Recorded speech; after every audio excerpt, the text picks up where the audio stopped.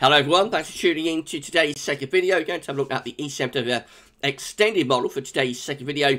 So this is the UK and European outlook for the next 30 days / 6 weeks with the EC extended.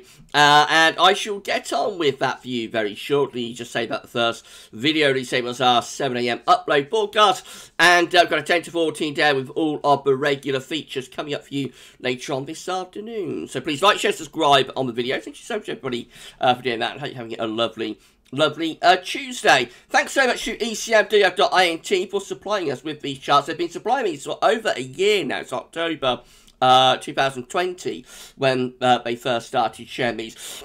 For a very long time, these charts were completely, hidden, and only pro Mets were able to access these charts. But last year, they opened everything up to the public. It's absolutely amazing. So thank you so much to ECMWF.int for doing that.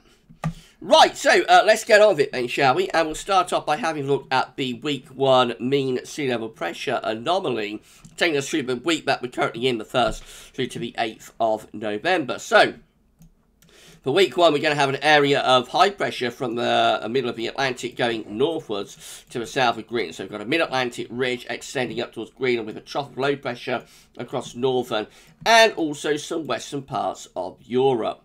That means that most parts of Europe are actually looking quite cold in the north and west anyway, as we're drawing in wind from like a northerly direction here across much of western and northwestern Europe. At the same time, though, because we're going to have a warm side to the trough, which will be over on the eastern side of Europe. We'll actually draw out some quite warm air from the south potentially on the eastern side of this area of low pressure. So warmer in the east, the south is cooler or colder in the west and in the northwest.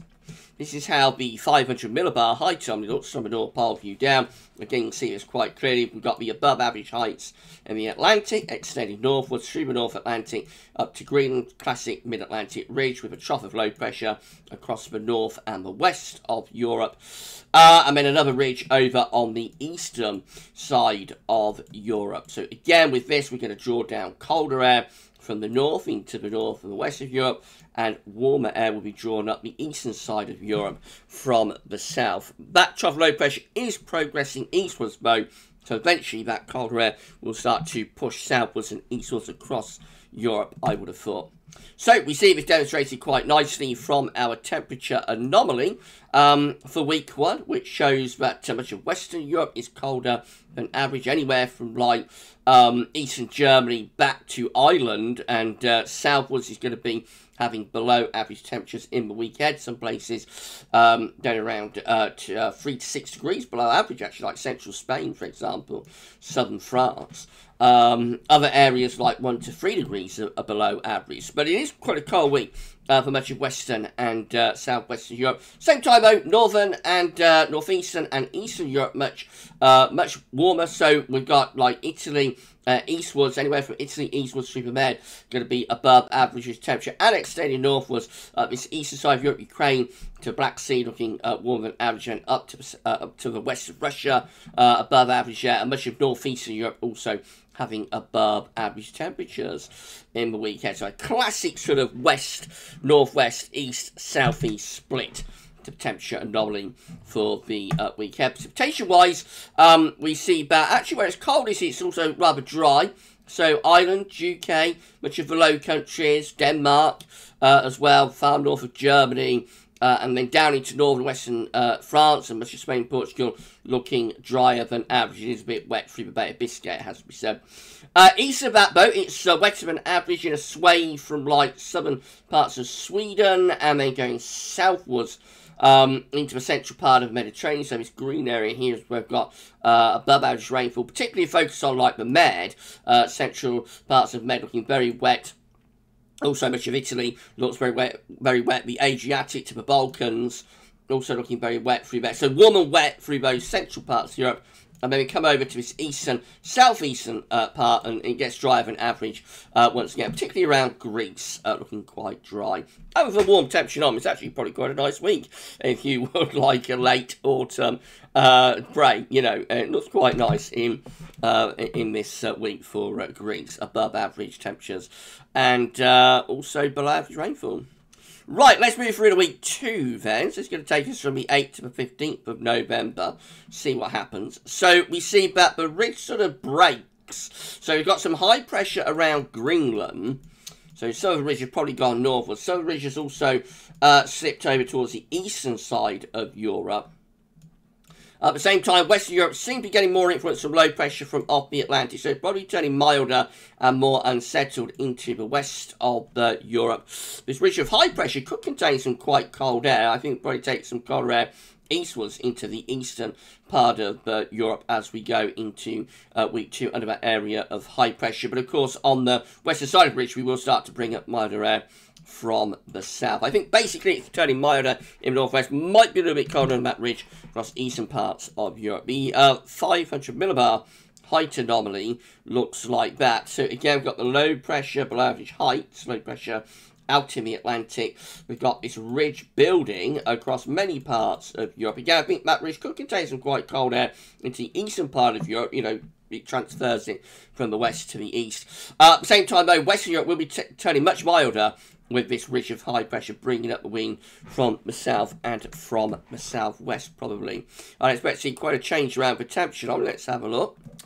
So yeah, it definitely goes a lot milder across Eastern Europe. Not particularly across Western Europe, I should say. Not particularly cold in the East Europe, but it does go a little bit cooler across those eastern parts of Europe. So you see that, like, Ukraine has gone from being significantly above average temperature to being nearer normal. Black Sea is actually a bit colder than average. Some parts of Greece actually looking a little bit below. So I think that those colder temperatures are being shunted eastwards with the ridge. But at the same time, it turns much milder in the west. Although northern Scandinavia goes a bit colder. But generally, much of northern Europe is milder than average. Most parts of Western Europe average to above average. And down into Mediterranean, also above average temperatures there from like Italy back towards the central bowl of the Med, particularly like Corsica and Sardinia. It's definitely a milder week for northern and western Europe, that one. And precipitation-wise, week 2, 8th to 15th of November, becoming wetter in the northwest, so Scandinavia and down to the UK and Ireland turns wetter than average as we start to bring those areas of low pressure in from off the Atlantic. At the same time, we've got that ridge building though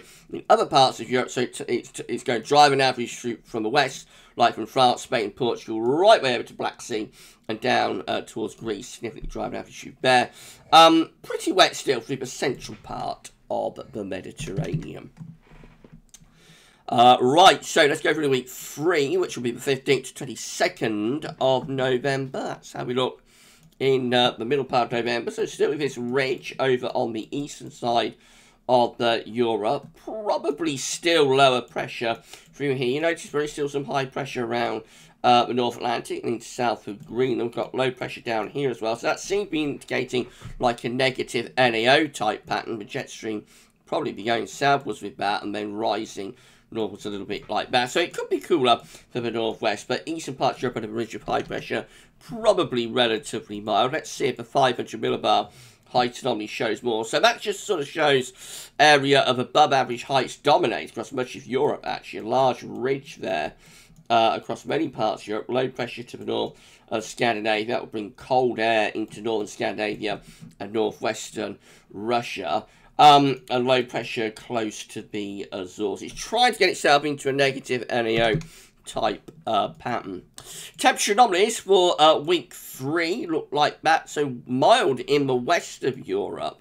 Quite significantly so. So after a cold start to November, we revert back to the pattern that we've had throughout the autumn, really, which is significantly mild on average through most of northern and western Europe. Eastern Europe gets the coolest weather with this. From Ukraine to the Black Sea, below average, or near average to slightly below average temperatures through there. But actually many parts of central, northern and west Europe, from Poland all the way back to Ireland, looking above average. Southern Scandinavia also above average. I expect northern Scandinavia, northwest Russia to probably be going colder at this point, colder than the model is showing. And precipitation-wise for week 3, That's how we're looking. Weakening signals, of course, further out we go, the more unreliable it's all getting, and the weaker the signals are getting. So it's driving average over on the eastern side of Europe, under that area of high pressure, of course, wetter than average across through the Norwegian Sea and like in Scandinavia. So that's where we've got plenty of low pressure. But not much of a signal for many northern and central western parts of Europe, it must be said. Notice driving average in the North Atlantic. High pressure would be through there, and wetter than average around the Azores. Low pressure would be through there, which definitely sort of indicates a negative NEO type pattern. But it doesn't necessarily get cold with a negative NEO. You can sometimes have a negative NEO and actually remain mild across Western Europe. Sometimes that will happen. Right, week 4 is going to be the 22nd, 29th of November. The signal's getting ever weaker the further out we're going. Lots of low pressure down here. So again, does signal that there's a negative NEO at work. Not much sign of the Azores high. Looks a little bit as though we've got high pressure through here though. So could that start pulling colder air from the north to the northwest of Europe? I wonder. Let's have a look at the 500 millibar height anomaly. See what that's doing. So with time, as we get towards the last stages of November, the area of above average heights is pulling out towards the North Atlantic, which you will think is starting to bring colder air, certainly Scandinavia, and maybe more generally across Western Europe. There is a little bit of a ridge still left over this eastern part of Europe, and then low pressure is around there or below average heights. Temperature anomalies look like that. So gradually cooling down, only reverting back to average though, or no signal. There's not much sign of like going colder than average, but you see the milder than average, above average temperatures pulling out to west of Ireland into the Atlantic, and like northern western Europe reverting from milder than average to near normal. So there must be a cooling down process that's going on, even if mild isn't particularly showing anything all that cold. Generally still a little bit above average across most parts of Europe. You know, sort of average, no signal to a bit above average. Not much sign of anything all that cold. And precipitation, but cooling down. Precipitation wise, look like that. Very weak signals. I don't think, you know, there's enough of a signal there to be able to draw all that many conclusions. Maybe the only takeaway with that is that it could be a bit drier in this far east and southeast part of Europe, and the central bowl of Meg could be a bit wetter. But other than that, I don't think the signal is strong enough to draw too many conclusions.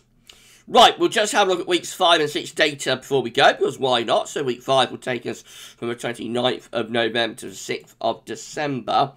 Now this starts to get interesting. So we get an area of high pressure then setting up around Greenland and Iceland. Still with below pressure into southern parts of Europe. So that's definite negative NEO type stuff. That's taking the jet stream down there. And that would definitely, I think, be pulling in cold air into the northwest Europe. There is also a ridge over on the East Europe and extending back into Russia. Is that the Siberian high? Beginning to show its hand. It will probably bring up some milder air across the eastern part of Europe, though.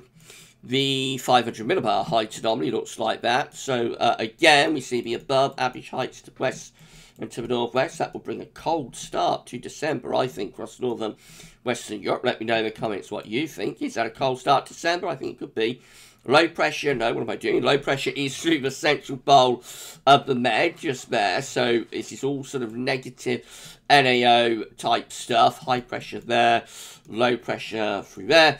And then another ridge over here. That's not the Siberian high, I don't think. That's just a ridge that's building up the east side of Europe. That will bring milder air to Eastern Europe. The temperature anomaly looks like that. Weak signals, but does hint that it might be starting to go a little bit colder across the far west of Europe. At the same time, Eastern Europe might be looking a little bit milder. So milder through here, perhaps, and then colder through there. And precipitation-wise, as we go into the beginning of December, looking like that. So again, very weak signals where we've got that trough of low pressure in the Med, very wet through there.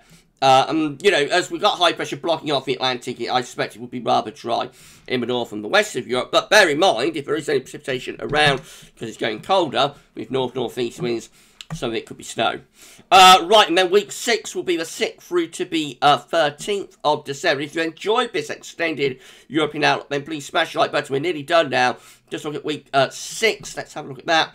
And look at that. Absolutely no signal whatsoever. Where's that high pressure gone in the 2nd week of December? So the only thing I can do with that is just put in some question marks, because that really is a mystery, isn't it, as we get to week 6? No signal at all.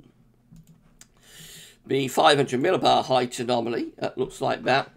So maybe starting to revert to a little bit more of a zonal flow. So we've got high pressure beginning to reappear around the Azores then. So after that cold start to December, maybe starting to go mild, cold start to December across Western, Northwest Europe, maybe starting to go milder with more of a westerly influence. It is a very weak signal though, it must be said. Remember, the models will always try and revert back to the default. Temperature anomaly is going a little bit milder out, so I think it's definitely a switch back towards more of a zonal flow there in the 2nd week of December. And the precipitation anomaly, so weak you can't really make any conclusions, but it might be hinting at going a bit wetter across the west of Europe, as you'd expect if we're reverting back to a zonal flow. Right, so quite interesting update again from the ECM extended, wasn't it? So for the rest of November, we've got a cold start across the Northwest Europe and a mild start in the east. Looks like it changes a little bit through weeks 2 and 3, gets milder, but also wetter in the west, probably goes drier, and a little bit colder across those eastern parts of Europe. Maybe quite a cold end for Northern and West Europe again. To November, cold comes back later on in the month, and that possibly lasts into early December as well, before we get a bit of a change back to a zonal flow. So all, all quite interesting week-to-week variation, and some cold and wintry weather in there at times for many parts of Europe. Right, so that's it. We'll do it all over again next Tuesday. Remember, it's just a snapshot of what model is showing. It could look very different when we look at this next Tuesday and we do our next European outlook. We're going to look at the model again on Friday, actually. That'll be focused on Ireland and on the UK as well. That'll be Friday or Saturday. I'm not sure. It's either one of those 2 days, but I'll keep everybody posted near the time frame. Right, but for this week's EC Extended, that's all for now, and thanks for watching.